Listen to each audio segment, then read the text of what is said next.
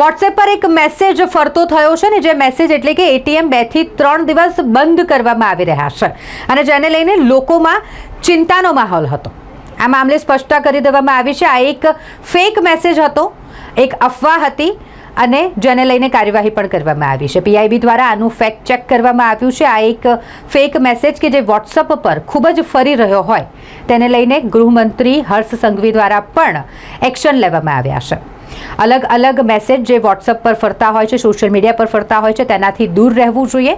ખાલી ને ખાલી સરકાર દ્વારા, પ્રશાસન દ્વારા, પોલીસ વિભાગ દ્વારા જે જાણકારી આપવામાં આવે તેને જ સાચી જાણકારી માનવી તેવું નિવેદન સામે આવ્યું છે. ને સાથે જ કોઈ પણ એવું સોશિયલ મીડિયા અકાઉન્ટ કે કોઈ પણ વ્યક્તિ જેના દ્વારા અફવા ફેલાવવામાં આવશે, લોકોમાં ભય પેદા કરવાનો પ્રયાસ કરવામાં આવશે, કોઈ પણ એવી પોસ્ટ કે પછી કોઈ પણ એવો વિડીયો સોશિયલ મીડિયા પર ફરતો કરવામાં આવશે કે જેનાથી ભારતીય સેનાનું મનોબળ તૂટે કે જે ભારતીય સેનાના વિરુદ્ધમાં હોય, તેવા તમામ સામે કાર્યવાહી કરવામાં આવશે. ગૃહમંત્રી હર્ષ સંઘવી દ્વારા આ માટેના આદેશ કરાયા છે.